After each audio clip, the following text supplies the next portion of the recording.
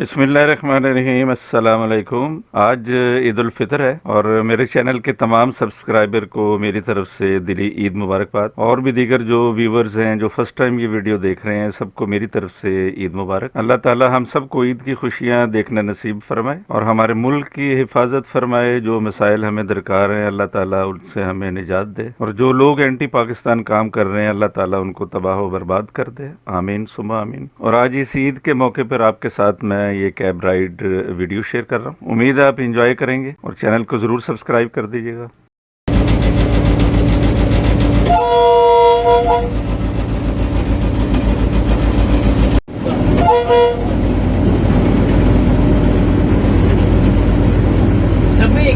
के रख दिए